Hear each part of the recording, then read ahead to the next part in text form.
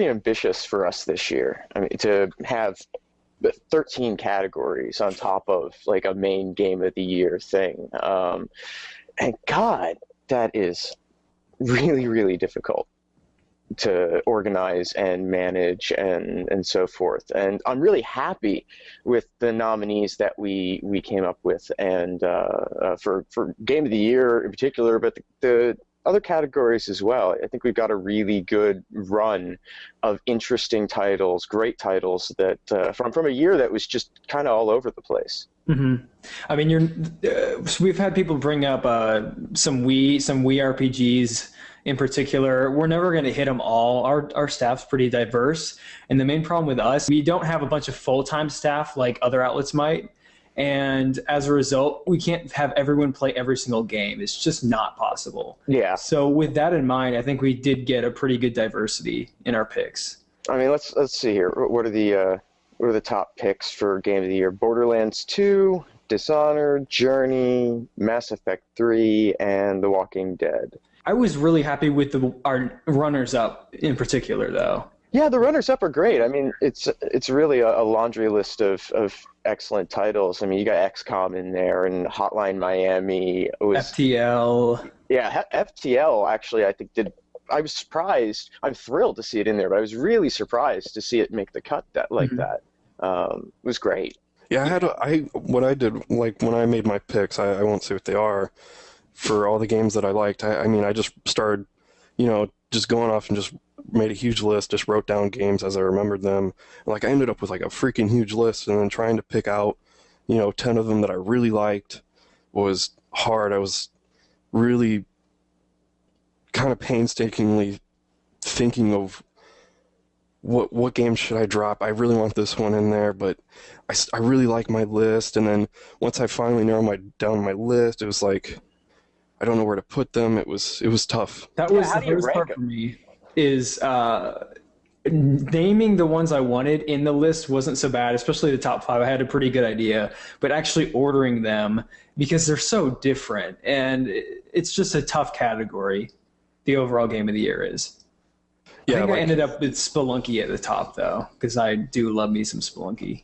It's like the first 3 or 4, it's like really easy. It's like the whole year you've got those set. You're like, yep, this is it. But getting the rest of them, oh yeah, and then ordering the rest, and like you feel kind of bad about placing one lower than the other. Like, oh, maybe I should swap these. That was the hardest part for me. The way we did it, for people who wouldn't know, we did Game of the Year first, and then we went for every other category, and then that's caused some confusion with people who are like, how can this be Game of the Year but not, multi-platform? It's because we voted separately on those categories. Yeah. And I like that we did that, because I hate, like the Grammys, I think, they always do this. They, give record or album of the year to one thing, and then, they also give it to, or it still gets nominated for, rock album of the year or alternate album of the year. They get all these nominations, and that seems, really messed up to me. I feel like it should be a tiered system. So if you're nominated for Game of the Year, you can't get nominations for anything else to give other games that's a chance, because if it's Game of the Year, then it's going to win everything else because it's the best, right? Well, and I take a slightly different view on it. I think that Game of the Year represents the overall just cream of the crop. If you play no other games this year, you should play that one. But when you break it down into some of the other categories and things like that, it's not necessarily so cut and dry. Some of these games that could be, Game of the Year, well, they might not be the best multi-platform game because the experience is inconsistent across the platforms. It might not be the best console exclusive because there were other console exclusives that did a better job of being a draw for the console as opposed to being the best possible game. So there's a lot of ways it could shake out, I think. That's pretty much how I feel too. I mean, it gets into the sum of the parts, that whole argument. So yeah, pretty satisfied with it, considering when this all came together. We are nothing if not masters of procrastination.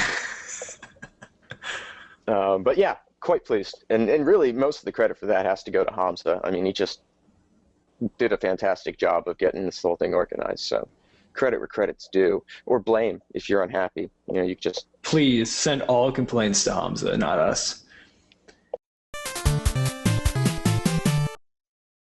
You got to be excited for Dark Souls 2, Brett. Yes, I'm also intrigued that it exists. That it even got us a follow-up? Yeah, so like the thing is, it's weird to me, but I think it's really exciting. So they went from Demon Souls and they went to Dark Souls. They didn't make Demon Souls 2.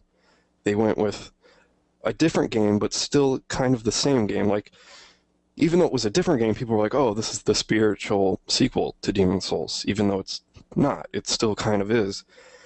And so the whole time there were people like, "Oh, cool! I'm so excited for this because it's like Demon Souls."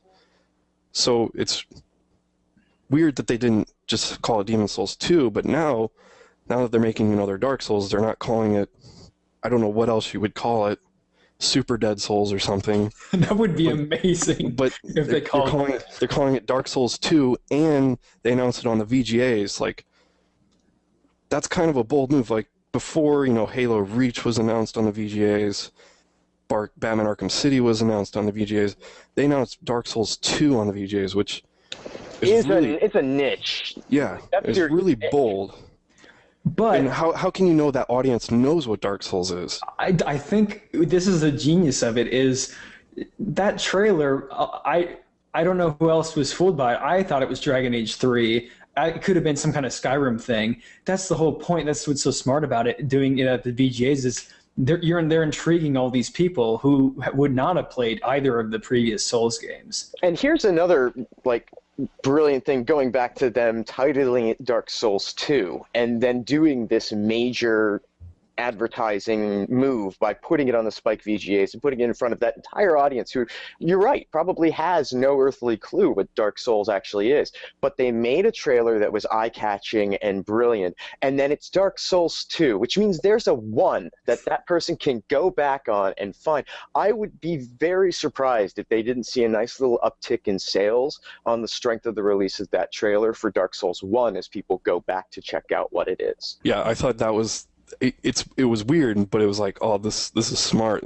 And the other thing with the name, to answer your question originally, Sony was also involved with Demon's Souls, which is why they would make a sequel to the multi-platform one, right, as opposed to the PS3 only. So yeah, that whole the publisher thing made sense, but I don't know. It was just really we could still see a Demon's Souls 2.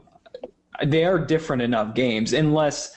The only difference would be is if Dark Souls 2 adopts the hub system, then they'd be more in line. But they are distinct games, despite how similar they might be. So then, what do we want a Dark Souls 2 to have? Oh man, we posed that question to Destructoid readers, and we got right now 328 comments, and most of them are really good comments too. Multi-paragraph. What I really just want more of the same, to be honest, in a better PC version. That would be pretty nice. I still haven't played much of it. I need to. There's so many games I need to play, but I only played a little bit of it, and that's mainly because I suck at video games. So me trying to play Dark Souls is interesting. But I think what I would want is a more defined co-op system. Like the Dark Souls originally, I think they fixed it on the PC version, but on the console version, it was like, oh, it's got co-op, exciting. And then when you actually try to do the co-op stuff, you can't get it to work, and when you do get it to work, you're with a random person, but it never works. So I want a more defined co-op system. I think the intent was for you to not be able to really play with your friends and to have it be this sort of abyss of people who would come into your games and you could help them. But people know how to work around that anyway, so you might as well open that system up and just let you invite your friends. There's no good reason why you shouldn't be able to. Yeah, definitely. Or more of like a Monster Hunter system where you have a group of friends and then you can go out and kill giant bosses together, just because Monster Hunter's awesome and I want more of it. If they did that, they'd probably have to make the bosses so humongous and difficult to fight. I'm scared thinking about it. Well, the bosses are going to be even more insane and harder, right? Because it's a sequel. It's got to be bigger and better and That's more true. Crazy. Things I would really like to see. I'd like to see a little bit of a narrative that can be grasped by the person who's not going to be delving hundreds of hours into this game. The person who can play it through once and enjoy it and get something out of it. Because I find that like the plot elements and the narrative structure of Dark Souls makes it really difficult to come away with anything that feels like an accomplishment at all, unless you really want to dig in and get into the forums and so forth. And I'm not saying that that's a bad thing.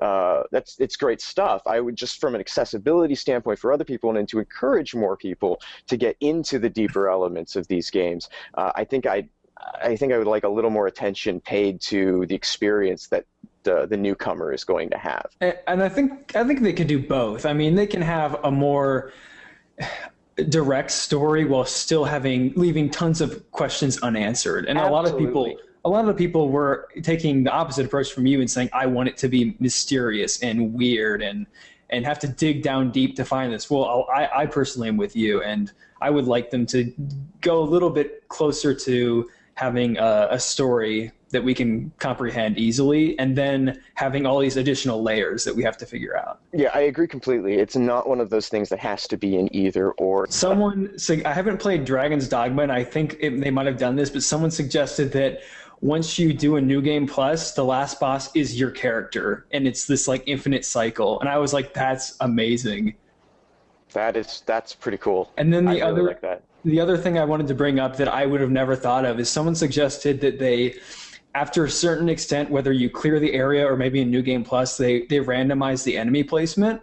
Because the thing with these games is you get so accustomed to where enemies are and how they're going to behave, you can game them, to be honest. Oh, absolutely. I would really appreciate a little less predictable AI from the game in general. And then the other major topic, of course, is easy mode. And where I stand on this whole thing is I'm with the people who say, to some extent, I'm with the people who say, don't change what made the games good in the first place, which is design centered around challenging difficulty. But at the same time, I think where they can make not a separate difficulty, but where they can make it easier is to just be more transparent about some of the systems, the gameplay systems, the crafting, where vendors are, any of these things that just needlessly frustrate and would turn off players. Yeah, easy mode was it was made for people like me who suck at video games and wants to play video games but can't play hard video games because they suck at video games. So if you're gonna get mad, you gotta get mad at me and people like me because we are bad at video games. And I apologize that we need easy modes.